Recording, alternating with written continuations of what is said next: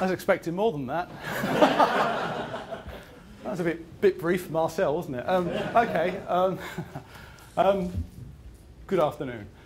In this first session, I'd like, because we have other sessions, I'd like us to do a couple of things, really. One is to explore how different types or different flavours of innovation contribute to different types of outcomes, both good and bad, okay, in different contexts, private, public, third sector, services, manufacturing, and such like. Okay, so the main business of this session is to look at the relationships, plural, between different flavours of innovation and different outcomes, okay, positive, negative, and different types of positive outcomes in particular. So that's the main business. But along the way, I want us to develop and share a sort of vocabulary, so at least during our sessions together that we can, when we're talking about things, we're talking about the same thing.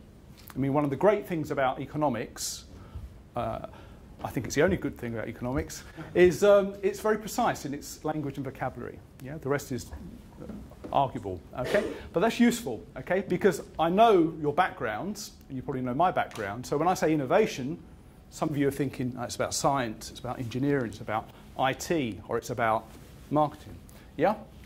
And that's unhelpful, okay? Because we can't have an informed discussion and debate if we're using terms that aren't precise. So part of the business of this session is to try to get some discussion and agreement on different types of innovation, what they mean, what they don't, what the boundaries are. And I guess more importantly, because it's an MBA, is the linkages, yeah, in terms of different types of outcome and performance. So that's the main business of the first part, okay? During the next part, I'd like us then to, if you like, the sort of how do we apply that? That's all well and good. There's not much theory in my sessions, as you'll see, but I hope there's some concepts which are a bit different. The trick with concepts and the trick with evidence is to then translate it into something we can do, a method or a tool. Okay, so one of the things I like to do in the sessions, this included, is to try to translate some of that knowledge, evidence and experience into a method or tool that we can actually apply in some way. Okay, and there are many ways of doing that. And the way I'd like to do it in this session is to play with quality function deployment, QFD. Now, some of you are very familiar. You do it as your day job in design, development. Others are unfamiliar, and some have played around in a sort of superficial way. So I'd like us to talk about what it can and can't do, and rather than do that in an abstract way, the final part of the session, and perhaps for you folks the most important part, is to play around with that technique and also some of the things that we've discussed prior to that about innovation in a case study format. Okay, so I'll break it up into groups, have a chat about the case study, come back and we'll discuss as a class what we can extract from that, both in terms of the case, in this case it's the Lexus case, but equally about the tool or method, QFD. Okay, but more of that later. Okay, so they're the things I'd like to do in this particular session. What is innovation? Different types and flavours, agree on some sort of vocabulary, some sort of conceptual models. So what? How do we apply that? How is it related to different types of performance? Use QFD as an example of how we can put this into practice, and then apply that in a concrete example so we can see what it can do, but also what the limitations are of any method or tool that we might apply. So that's the plan, okay? Okay, so the common format of my sessions is to have a chat for around about 30 minutes, 40 minutes, 45 minutes, about what we know, what we think we know, what works, what doesn't work. If you like, what is the evidence, both from experience, yours and others, but also from research, and trying to put the two together. So what do we know, and what don't we know? Trying to operationalise that, put it into some sort of method, tool, or model that we can actually apply and put into practice, because knowing stuff is not enough. So how do we actually apply and practice that? And a good way of doing that in this relatively artificial environment is some sort of case study that we can all focus around and use as a lens to see how well does it work, what insights does it provide, if any, and what limitations does that method or tool have. Okay, and we'll try to follow that sort of format in each of the sessions that we're together this week. And hopefully there's some takeaways. I don't mean in terms of the barbecue or anything. Takeaways in terms of, you know, so what? What can I do with QFD? What can't I do? How do the different types of innovation relate to different types of performance? What are the limits? What works? What doesn't work? and under what conditions. Okay? Okay. So, question is, why innovate? Well, organisations do it for a whole load of reasons. Probably about 2/3 of you from private organisations, so there's a profit motive often, but there are many other mixed motives emerge, and we'll look at some of those later. Some are from the public sector, and a small minority are from the third sector, charities and such like. Okay? Well, we're going to argue that innovation has a role, or perhaps roles plural, in all of these different contexts. Okay? And we're going to see what the different types of innovation and how they contribute. So our argument is that if you look at the evidence, that in a whole range of contexts, those firms that innovate outperform those that do not. Okay? On average over the long term. Okay? So there's some sort of qualifiers there, which is good news. The less good news is a lot of the things that work in innovation are not things that we do in our day job. So they're not things that we might, for example, learn in marketing or operations management or quality management or project management. These things are all great, but they're generally about improving the current operations and processes. And by definition, innovation is often trying to challenge that or sometimes change that. Okay, so sometimes they're antagonism. So for example, many of the great things that we practice as project managers are actually counterproductive in terms of promoting innovation. And we'll discuss some of those things when we look at some examples over the next few sessions. Okay? So we're going to argue that a lot of the methods and tools are sometimes only subtly different, how you apply them, for example. So some of the things from project management, marketing and such, we can apply in a different way. Others are pretty unique to innovation management, okay, and quite different and sometimes very uncomfortable because they're quite different to the things that we do in our day jobs. You'll know Michael Porter, not personally, unless you're very rich and can afford the day fees. Michael Porter, as you probably know, from now working backwards, big management guru consultant based nominally in Harvard, maybe one day a year.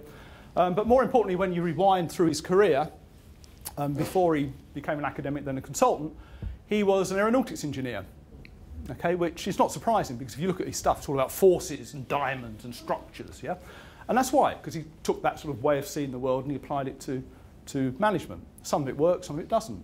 You'll be familiar with many of his models, okay? But the important thing is that even Porter, over his long, illustrious career, realised that the world's not that simple. Okay, that innovation is not just about technology.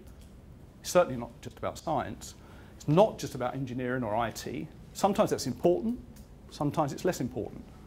But often there's other aspects that need to be managed around that to make it work. So it's certainly not sufficient. Okay, so even Porter, with his background in engineering and strategy, realised that's not enough. And if you look at the evidence, that is the case.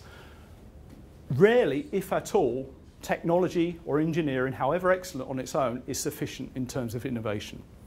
Okay, and more of that later. There's something wrapped around it, interacting with it. And the last quote, I think, because I don't think quotes are very helpful, but I think these two are good to start off.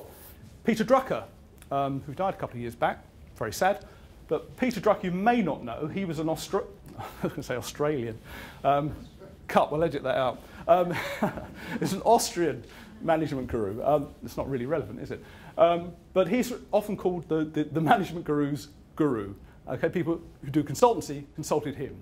Okay, and he was often a very deep and broad thinker, and often decades ahead of his time. And I think one of his main contributions, based on that experience, was that innovation is not inherent, that there are tools, there's techniques, there's methods, there's experiences that we can capture and reapply, and to some extent it can be managed and practiced. Okay? It's not like accountancy or project management where there are sort of ISO standards and training courses and such like, but we can get better at it. Okay? So the argument is not just luck or serendipity, although they still apply, that there are things that we can learn, others' experiences, their successes, their failures, okay, and then we can capture that, make sense of it, and apply it in a different context.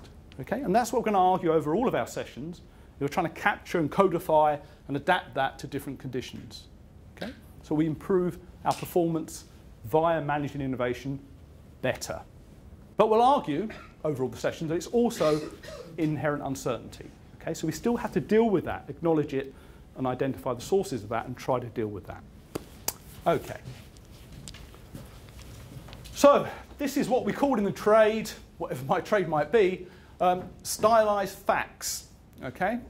What are stylized facts? Stylized facts are orders of magnitude drawn from dozens of different studies to try to give you a flavour of, what's going on. Okay? So it's not to 5 decimal places. Each of these are based on 4 or 5 different studies in different contexts. Orders of magnitude, however, are reliable. So in terms of trying to understand where the uncertainties are in innovation management, this is very useful. So first thing is that you find that actually those firms that grow consistently, now clearly this is very sensitive to how fast, over what time period, so there are lots of different methodologies, but it's between 4 and 6%. Only between 4 and 6% of firms consistently grow. So you can do the math, subtract from 100. There's quite a lot that don't go anywhere. Yeah? That doesn't mean they're failures, because there might be lifestyle. Yeah? They might choose not to grow. They might choose to harvest and profit rather than simply grow. Okay? But nonetheless, I suspect there's a large proportion of organisations in that residue, yeah, 95%, who would like to grow a little bit more in some way. Okay? So there's a lot of scope for improvement. The ideas aren't worth a great deal. This is not a course on creativity. We'll come to creativity occasionally. It's a course about innovation. I mean, what do you think the difference is? What's the difference between creativity and innovation, apart from the spelling? Well, creativity is making of something new, yeah. Whereas innovation is change. Yeah. Especially cultural change, I would say. That's certainly one very good working definition. Certainly creativity is more about an end in itself, isn't it? Yeah? Yeah, innovation is thinking about new ways of doing things. So we've done it this way, how can we improve or make it better? Yeah, yeah. So those two definitions have in common that innovation usually has an end point, a goal or goals plural. Yeah? Make things better, make things different, change something. Yeah? Creativity is often an end in itself. Now, obviously there's some relationship between the two, but we're not talking about creativity as such, because often it's isolated and it doesn't end up with doing anything very interesting or productive in terms of either business, social utility or benefit. Okay? It has a role, and we'll come to that role later, but it's not central. And I think these sort of data tell us that is the case, that actually most ideas don't go anywhere. And I'm sure you've had the same experience. You wake up in the middle of the night, which is what I did last night, because our alarm went off. You'll panic because you've been watching a scary thing before you went to bed, so you're running around the house trying to figure out whether it's the burglar or whether it's just the alarm. It was just the alarm, power cut. And you think, oh, why you're up in the night? Because you're not very rational. Well, maybe you're not very rational during the day, I don't know. I don't know you well enough. And you think, that's a great idea, I'll write that down for the morning and I'll pursue that in more detail, And you go back to bed and you wake up, you look at it, you throw it in the bin, because often it's rubbish. Yeah? Sometimes it's great, it's generally rubbish, because your critical faculties aren't very strong when you're asleep. Well, mine aren't anyway.